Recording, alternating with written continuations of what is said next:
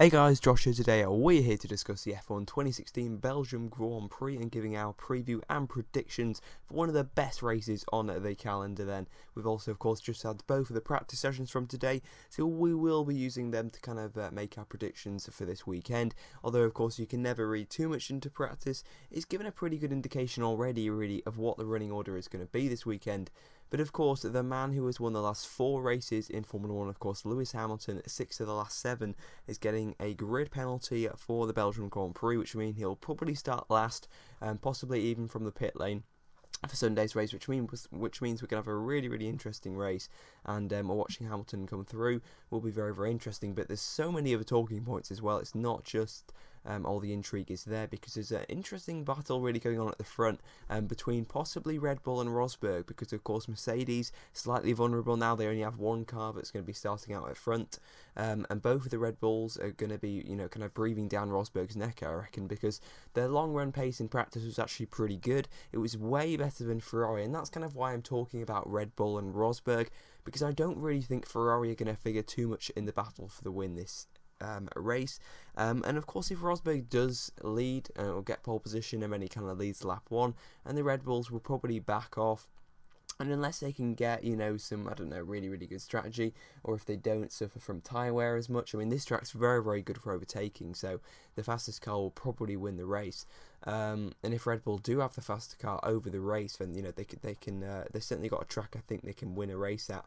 Just because the DRS is so overpowered, even with that engine, but of course it's not as powerful as Mercedes. I reckon Ricciardo or Verstappen, whoever it may be, probably likely to be Verstappen, to be honest. He's probably slightly faster around this track. Having said that, of course, Ricciardo did win in 2014, so we will have to see. But I think what's crucial is if the Red Bulls can get a decent start, say they're starting in second and third, slotting behind Rosberg as they come round the first corner, get a really good run up a Rouge, and then just absolutely nail him down the Kemmel straight, and then it could be a Red Bull 1-2, or it could just be a Red Bull in the lead. But the main thing is they need to get a car ahead of Nico Rosberg early on, so they can control the race, because it's 2 against 1, possibly even split strategies between Ricciardo and Verstappen, possibly a 3-stopper and a 2-stopper. I reckon a 2-stopper is probably going to be faster. I'm not sure if anyone's going to try a 1-stopper. Of course, Vettel went a bit too long on his tyres last year, and we saw what happened there, so I don't think anyone's going to try a really risky strategy like a 1-stop, but some people might go for a 3-stop, although I do think the 2-stop is probably going to be the quickest strategy.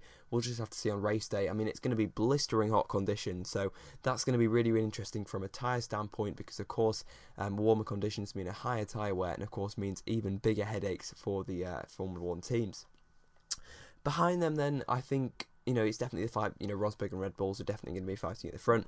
But in my opinion, I don't think Ferrari or Force India are going to figure in that battle. I think they're going to have their own kind of private battle, possibly for, say, 4th place in the race, and that could even possibly involve Lewis Hamilton as well.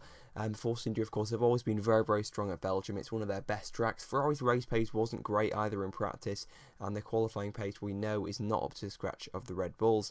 So unless they get a really good start, I think they're probably going to be fighting over 4th and 5th place, possibly trying to fend off the 2 Force Indias, who could have a really good quali. We know we saw last year Sergio Perez led the race for a split second on lap 1.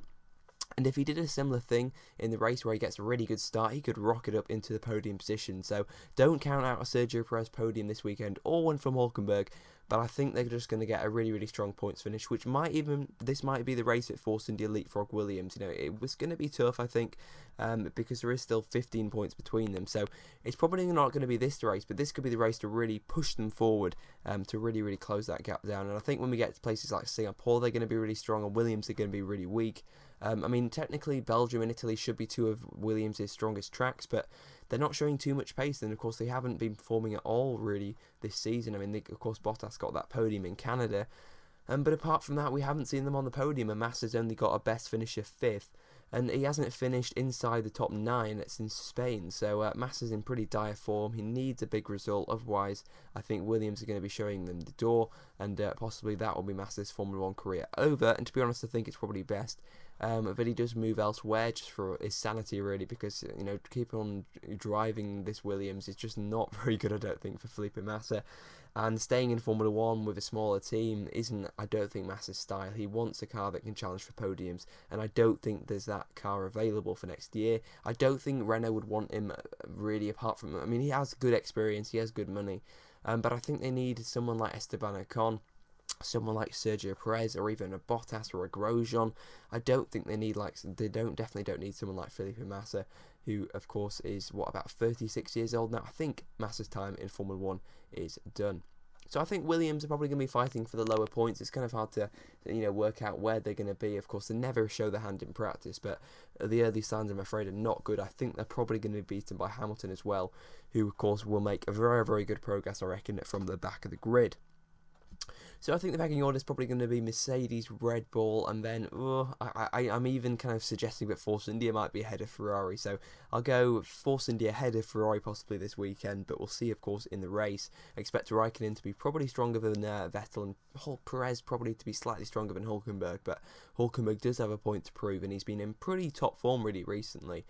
Perez needs to beat Hülkenberg, because Hülkenberg's won that battle in the previous two races. So Hülkenberg's got a nice run, and it'd be good for him to get a really good points finish this weekend. In terms of where Toro Rosso are going to be, I'm pretty sure they're going to be towards the back. McLaren seem to be about the sixth fastest team, although I don't think they'll be challenging the points with Fernando Alonso, because he's starting right at the back. If Jenson Button can get decent quality, then possibly. I mean, it's kind of like, who is he going to be fighting, really? I kind of feel like the top 5 teams are going to be kind of filling the points paying positions, and possibly Button's just going to have to look for any scraps really to pick up. But the McLaren's been in decent form. This is not a track they're going to be very strong at, but it still might be a track they're going to score points at. Of course, Toro Rosso are their rivals now in the championship, so if they can beat them, they'll get 6th place in the championship this weekend, because they are only 3 points behind them. Haas, of course, are 8th in the Constructors, so they've seen pretty much nowhere this weekend. Although they might get it hooked up later on in the weekend, their season has not started very well, and certainly I think a big improvement's needed for them. They seem to have really tailed off, only scored points, of course, in 4 of the races, which is still really impressive, I think, for a new team.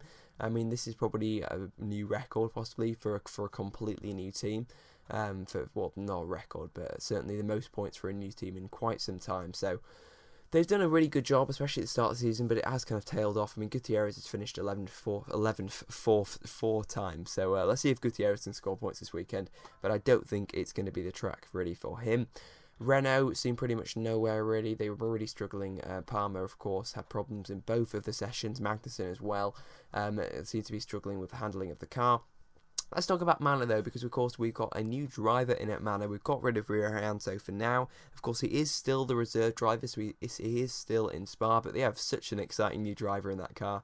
Of course, it's Esteban Ocon, a big, big name for the future. He's really going to be a threat to Pascal Wehrlein. The battle between those two is going to be thrilling, and I think Perez could be heading off to Renault, which means there will be a seat at Force India, and possibly one of Ocon or Wehrlein could be heading there, so keep an eye on that, because there is definitely a possibility that the winner of that Manor battle for the remaining 9 races could be heading to Force India, and it could be Ocon or Wehrlein. Don't just presume that because Wehrlein's already been there that he'll get the jump on Ocon, but the battle's going to be very, very close. Ocon clearly had the measure in FP1, but it wasn't very representative. That was proved in FP2.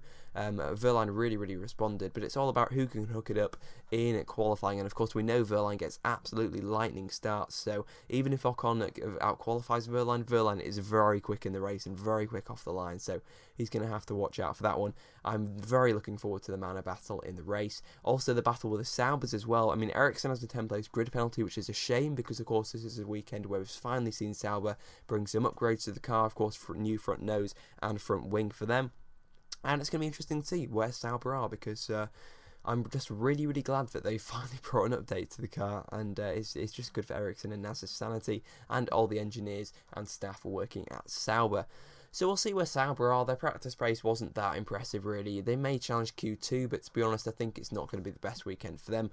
We'll probably see the full extent of their upgrades probably in a couple of races' time at a track that more suits them. Belgium and Italy definitely suit Manor, but don't really suit Sauber. So I think if they can beat Renault and possibly one of the Haases in qualifying and in the race, that would be a pretty solid achievement for Sauber. So maybe a top 15 for either Ericsson or possibly more Nasser, although Nasser is struggling. Looks like he had some kind of power unit issue in FP2. so he's probably going to get a penalty as well, and the Saubers will probably start at the back of the grid, which is a shame because they've showed decent pace, but it also means the Manners have a good chance of starting in the top 16, which is pretty impressive. So yeah, my predictions for the race then, I'm going to go, I'm going to go on a while. I'm going to say Max Verstappen's going to win this race. I'm going to say Verstappen, Rosberg, Ricciardo, and then I'm going to say, well, you know what, I'll put Vettel, I'll go Raikkonen 4th, and then I'm going to say Hamilton's going to make his way up to 5th place in the race. So let me know, guys, your predictions to the race. Will we see a safety car? Well, we'll see. I mean, hopefully, if there is one, it's actually going to make a difference in the race.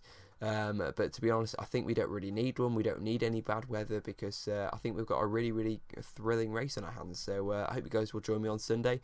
Probably will do a review, to be honest, especially if it's a good race. I'm feeling pretty good, I think, about this weekend. Glad F1's back. Glad we've got back-to-back races as well with Monza next weekend. So not the most entertaining Grand Prix Monza, but certainly Belgium is one of my favourites. A lot of history as well, and of course it's Force India's best track. So it's always been a bit of a favourite of mine. So, yeah, you guys can leave your predictions then in the comment section below. Hope you guys enjoy the race on Sunday. And, yeah, have a great weekend. Goodbye.